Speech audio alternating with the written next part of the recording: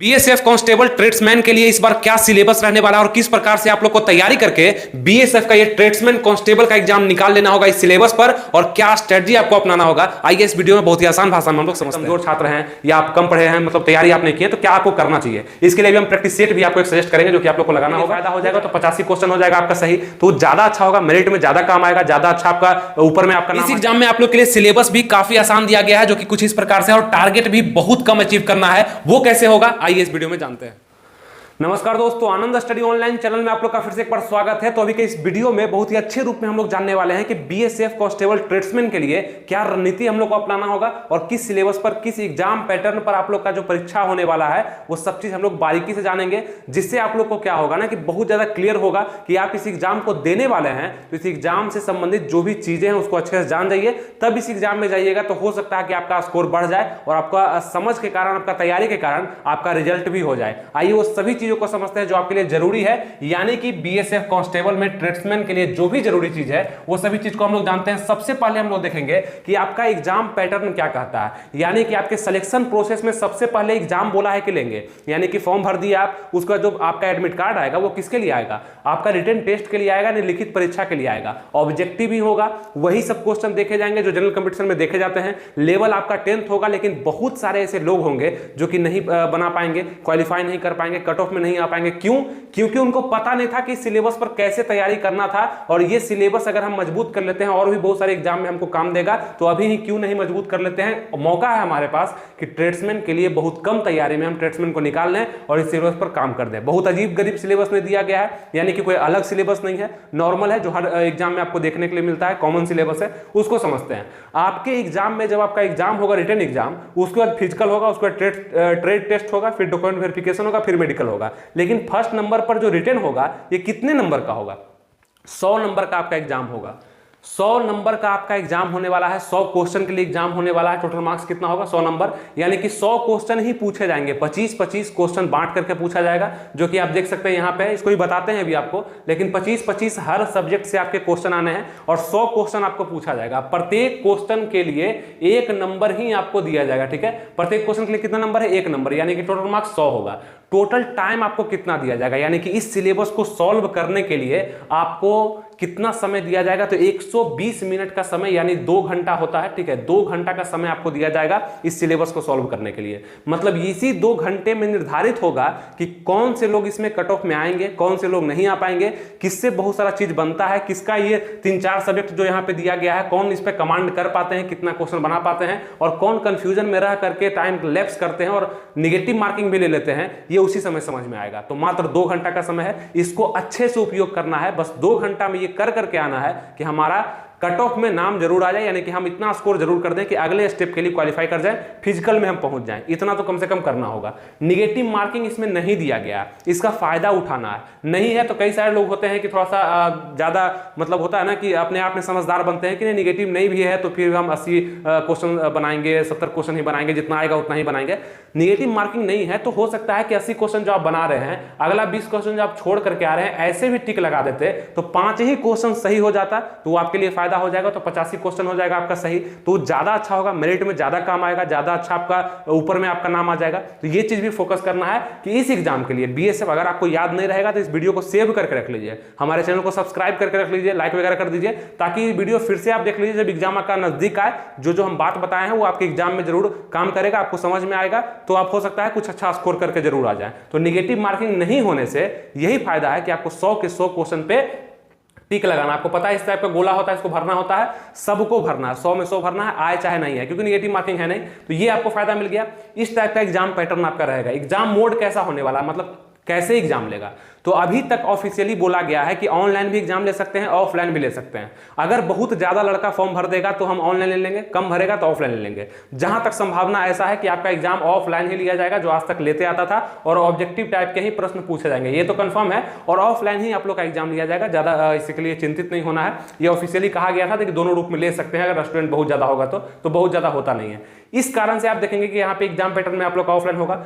Question का language कैसा होगा, जो आपके एग्जाम में क्वेश्चन आएंगे उसका लैंग्वेज क्या होगा, किस भाषा में क्वेश्चन आएंगे, तो दोनों भाषा में आएगा। होता है ना बहुत सारे लोग सीबीएसई से होंगे जिसको हिंदी क्वेश्चन समझ में नहीं आएगा, इंग्लिश का क्वेश्चन समझ में नहीं आएगा, मतलब भाषा जो होगा, तो दोनों भाषा में बना सकते हैं जिसमें भी आप कंफर्टेबल महसूस करते हो। हिंदी भी आएगा, इंग्लिश भी आएगा, यानी कि भाषा, सब्जेक्ट तो आपका हिंदी इंग्लिश आएगा ही, ये हुआ भाषा की मतलब मैथ के जो क्वेश्चन होंगे वो हिंदी में भी होंगे और इंग्लिश में भी होंगे। तो जो में समझ में आपको आता है, जिसमें आप अच्छा महसूस करते हैं बनाना, उसी में आप पढ़ करके बना दीजिए, कोई दिक्कत नहीं है। ये हो गया।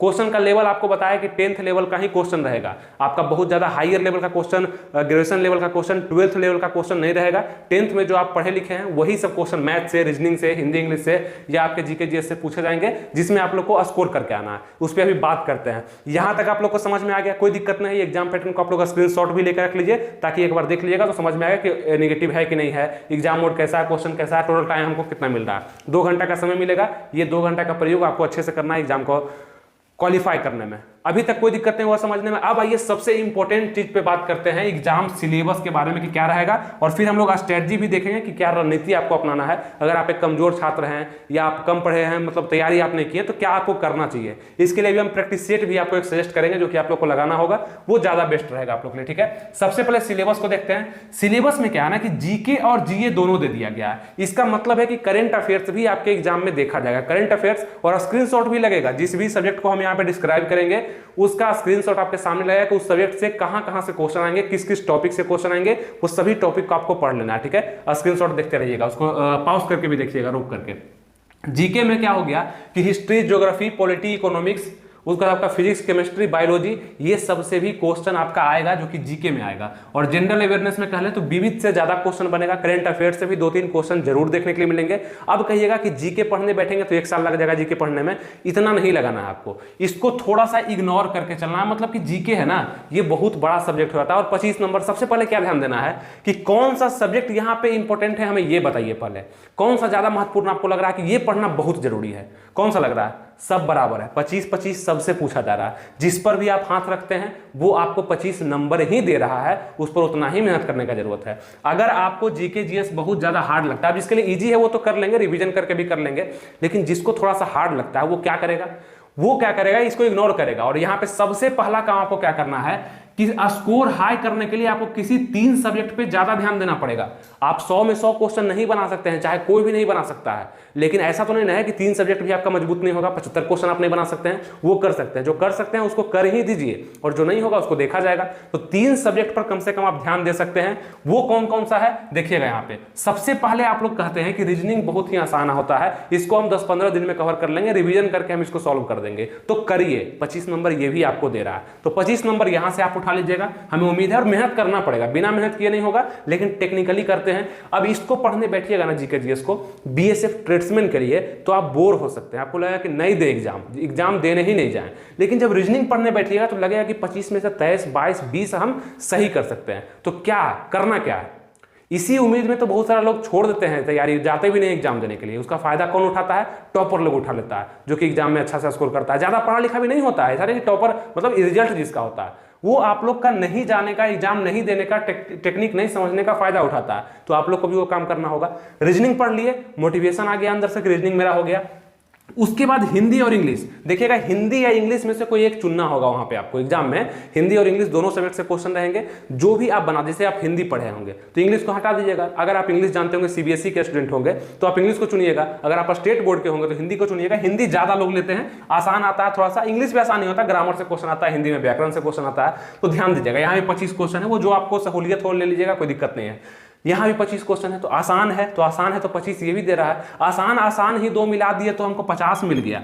खेल थोड़ी है 50 नंबर, 50 मिल गया, आसान ही हम मिला दिए। तो अब क्या करना है, अब 2 टफ में चुनना है। मैथ भी कम आसान, मतलब कम हार्ड नहीं होता है। मैथ भी बहुत लोग का कंफ्यूजन बनता है मैथ में, वो सोचते हैं कि नहीं मैथ पढ़ने से अच्छा है कि हम लोग दूसरा सब्जेक्ट को पढ़ लें, मैथ थोड़ा सा बोरिंग होता भी है। हायर लेवल पढ़ते हैं तो होता भी है, लेकिन नॉर्मल लेवल में आप देखेंगे एवरेज से क्वेश्चन पूछा जाएगा, टाइम एंड डिस्टेंस से क्वेश्चन आएगा, टाइम एंड वर्क से क्वेश्चन आएगा, प्रॉफिट एंड लॉस से क्वेश्चन आएगा, SICS से क्वेश्चन आएगा, तब थोड़ी हार्ड है। बहुत आसान क्वेश्चन आता है, आपको स्क्रीनशॉट भी लग रहा होगा कहां कहां से क्वेश्चन आता है, ये सब स्क्रीनशॉट भी देख के आप समझ सकते हैं। तो फिर मैथ को चुनना है, वही हम यहाँ पे स्ट्रेटजी में लिखे हुए हैं कि ये फॉलो करना है। एक तो फेसबुक पे देख रहे हैं तो वो भी फॉलो करना है, लेकिन ये रूल भी फॉलो करना है, और यूट्यूब पर देख रहे हैं तो सब्सक्राइब करना है, ये ध्यान रखना है। और यहाँ पे फॉलो क्या करना है कि पहले 3 नंबर वाला को करना है। 3 नंबर में कौन सा लिखे हुए, रीजनिंग को, ये उसके बाद क्या करना है 4 नंबर वाले को, यानी कि 4 नंबर में हिंदी या इंग्लिश में से जो भी आप पढ़ते हैं उसको करना है। फिर 2 नंबर वाले यानी मैथ को करना है। फिर 1 पर ध्यान देना है, जीके जीएस पर, मतलब जीए पर। अब करना क्या है, समय मिले तो सबसे पहले वही करेंगे जो आसान है, मेरे लिए हो जाएगा हमसे, वो कर लेंगे। और बाद में अब कुछ लोग होंगे वो बोलेंगे मेरा मैथ बहुत ज्यादा मजबूत है तो हम क्यों नहीं इसको पढ़ें। आप जरूर पढ़िए, आप नहीं पढ़िएगा तो गलती करिएगा। मैथ मजबूत किए हुए है ना, तो मैथ को पढ़िए। आपका जीके मजबूत है तो जीके को पढ़िए। हो सकता है आपका रीजनिंग नहीं से आपको समझ में आता हो, बचपन से ही आपका रीजनिंग खराब हो, तो रीजनिंग को छोड़ दीजिए, आपके लिए हार्ड है। कोई 3 सब्जेक्ट तो कम से कम आप मेंटेन कर लीजिए जो आपके लिए जरूरी है। और इसी के लिए आपको प्रैक्टिस सेट भी हम सजेस्ट करते हैं जो आपके लिए बहुत ज्यादा जरूरी है। ये आपका अग्रवाल एग्जाम कार्ड की तरफ से प्रैक्टिस सेट निकाला गया है बीएसएफ कांस्टेबल ट्रेड्समैन के लिए, महिला हो चाहे पुरुष हो। 15 प्रैक्टिस सेट है और 2 सॉल्व पेपर है। यहां पर लिखे हुए हम कि प्रीवियस ईयर पर आपको ध्यान देना, देखिए यहां पे प्रीवियस ईयर यानी कि पहले का पूछा हुआ क्वेश्चन, तो 2 सॉल्व पेपर भी आपको यहां पे मिल जाएगा जो पहले का पूछा हुआ है, टोटल क्वेश्चन है, और उसी के आधार पर 15 प्रैक्टिस सेट यहां पे दिया गया है। इसको अगर आप लगाते हैं तो ये सभी क्वेश्चन का पैटर्न आपको पता चलेगा, कैसे कैसे कहां से क्वेश्चन आता है, और सारे क्वेश्चन का यहाँ पे आंसर भी दिया गया है, और आपको यहाँ पे डिस्कशन भी दे दिया गया है साथ में उसका। इसको आप पूरा लगा लीजिए, 15 का 15 सेट बना लीजिए। और जो भी क्वेश्चन में कंफ्यूजन हो, जैसे कि हमसे नहीं बन रहा है प्रॉफिट एंड लॉस का क्वेश्चन, तो प्रॉफिट एंड लॉस जाकर के पढ़ेंगे ना, हम नहीं बन रहा है तो वो समझ में आएगा। तो ये अग्रवाल एग्जाम कार्ड का इसका लिंक हम डिस्क्रिप्शन, कमेंट बॉक्स दोनों जगह दे दिए हैं, एक बार जाकर के वहां चेक कर लीजिए, और ऑनलाइन मंगा करके घर पर ही इसको लगा लीजिए, कहीं भी कोई दिक्कत नहीं होगा। ठीक है, ये क्या है 2018 और 2015 में जो एग्जाम हुआ है उसका भी यहाँ पे सॉल्व पेपर मिल जाएगा, और 15 प्रैक्टिस सेट भी आपको मिल जाएगा। कुछ इस टाइप का प्रैक्टिस सेट आपका होगा जो कि आपके एग्जाम बीएसएफ कांस्टेबल ट्रेड्समैन के लिए काम करेगा। इसका लिंक हम दे दिए हैं, परचेज जरूर करिए और इसको लगाइए। समझ में आ गया, सिलेबस भी और आपको पैटर्न भी बताया, आपको सब चीज बताया। टारगेट क्या करना है आप लोग को, बहुत बड़ा टारगेट लेकर के नहीं चलना है, 75 नंबर बस लाना है। 75 नंबर कितना सब्जेक्ट से आएगा, 3 सब्जेक्ट से ही आ जाएगा, और चौथा सब्जेक्ट में तुक्का भी लगाना है, क्योंकि आपको यहीं पे हम बता दिए कि कोई भी निगेटिव मार्किंग नहीं है, नहीं भी आ रहा है फिर भी लगा देंगे। तो कितना अच्छा है कि कम से कम 75 स्कोर तो हो ही जाएगा, और 75 हो गया समझिए आपका काम बन गया। ठीक है, इतना याद रखिए, इतना कम से कम करिएगा। आप कुछ लोग बोलेंगे नहीं 95 कट ऑफ जाएगा, उनके लिए जाएगा, लेकिन आपको इतना करना है, उसके बाद समय बचे तो आगे बढ़ते रहना है। पहले छोटा ही आपको लक्ष्य लेके चलना है, एक ही बार बहुत बड़ा 100 नंबर का दे देंगे तो दिक्कत हो जाएगा। बोले 75 नंबर आप कर लीजिए ना, खुद कर लीजिएगा आप 25 नंबर में 10-15 नंबर, ये चीज आप समझ गए। 3 घंटा मात्र पढ़ना है, 13 घंटा नहीं, 3 घंटा मात्र पढ़िएगा। 3 घंटा क्या, तीनों से आप जैसे पढ़ना चाहते हो। पहले रीजनिंग को खत्म करना चाहते हैं तो 15 दिन तक लगातार रीजनिंग ही पढ़ रहे हैं, रीजनिंग खत्म कर दिए, फिर 15 दिन तक लगातार हिंदी इंग्लिश ही पढ़ रहे हैं, जो भी पढ़ना है लगातार, फिर 15 दिन तक, 20 दिन तक, 25 दिन तक मैथ ही पढ़ रहे हैं। इस टाइप से भी, या 1-1 घंटा तीनों रोज पढ़ रहे हैं, जैसे आपको सहूलियत होता है, जैसे आप कर सकते हैं वो करिएगा, उस टाइप से खत्म करिए। और जीके जीएस पर भी थोड़ा सा ध्यान दे दीजिए, करंट अफेयर्स थोड़ा देख लीजिएगा, क्या दिक्कत है, आप ही का सब्जेक्ट है, छोड़ने देना है, इसको लेकर के चलना है। और प्रैक्टिस सेट तो आपको बता ही दिए कि कौन सा कैसे यूज करना है, वो भी बहुत फायदा करेगा आपका तैयारी के दौरान, आपको बताएगा कि कहाँ कहाँ आप गलती कर रहे हैं और कहाँ गलती आपको नहीं करना चाहिए। ये चीज आपको बीएसएफ कांस्टेबल ट्रेड्समैन के एग्जाम में आपको समझाएगा।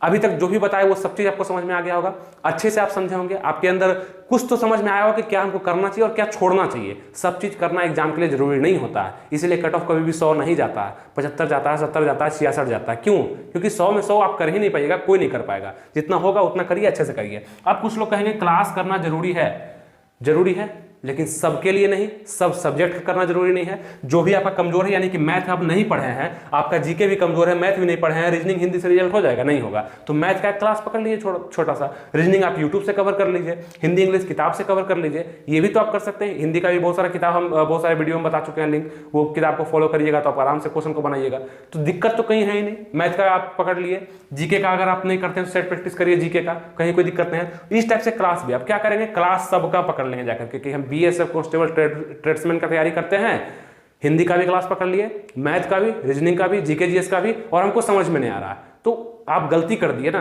कोई एक ही सब्जेक्ट का क्लास पकड़ना था जो कि आपका कमजोर है, पूरा कमजोर ही है तो फॉर्म ही नहीं भरना चाहिए था, ये भी आपको समझना चाहिए। तो यहाँ पे आपका कमजोर नहीं है, आपका अंदर लग रहा हुआ कमजोर है, आप जब बनाने जाएंगे, आप जब पढ़ने जाएंगे तो आपको सब चीज समझ में आएगा और सब चीज आप बनाएंगे, लेकिन बस सोच रहे हैं आप। इस कारण से आपको बताया कि क्लास बहुत ज्यादा भी नहीं करना जरूरी होता है, लेकिन हाँ जो कमजोर है उसका थोड़ा सा आप जानकारी ले लीजिएगा कोई टीचर से, तो जरूर अच्छा हो जाएगा। क्लास जिसके लिए जरूरी है, जो भी आपका सब्जेक्ट कमजोर है उस पर जरूर आप क्लास को कर सकते हैं, मेरी तरफ से यही सुझाव रहेगा। फॉलो अभी तक आप कर लिए होंगे रूल को, और फेसबुक पे या आप देख रहे होंगे इसको यूट्यूब पे, सब्सक्राइब वगैरह कर लिए होंगे। कहीं भी कोई दिक्कत सिलेबस से, एग्जाम पैटर्न से और स्ट्रेटजी से अभी तक आपको नहीं होगा, अगर कोई डाउट है नीचे कमेंट कर दीजिएगा, उसका रिप्लाई चल जाएगा या उस पर एक वीडियो बन जाएगा। अभी तक सब चीज आपको अच्छे से समझ में आ चुका होगा, आसान भाषा में आप लोग समझ चुके होंगे। नहीं समझे फिर से इस वीडियो को देख लीजिए, वीडियो को सेव करके रख लीजिए, आपके पास जरूर रहेगा और हमेशा ही आपको काम देगा। जब भी बीएसएफ कांस्टेबल ट्रेड्समैन का एग्जाम होगा इसी सिलेबस पर होगा, इसी टाइप से आपको एग्जाम का तैयारी करना पड़ेगा। यही सब क्वेश्चन आएंगे, यही सब सिलेबस से आएंगे, टॉपिक भी आपको बता दिए स्क्रीनशॉट के माध्यम से। उम्मीद करते हैं सब चीज आपको अच्छे से समझ में आ चुका होगा। मिलेंगे फिर आपसे नेक्स्ट वीडियो में। अभी के लिए इस वीडियो के लिए आप लोग लाइक जरूर कर दीजिएगा, शेयर भी कर दीजिएगा दोस्तों में जो इसका फॉर्म भर चुके हैं, और लाइक वगैरह तो आप कर ही दिए होंगे। मिलेंगे फिर आपसे नेक्स्ट वीडियो में, तब तक के लिए थैंक यू, जय हिंद।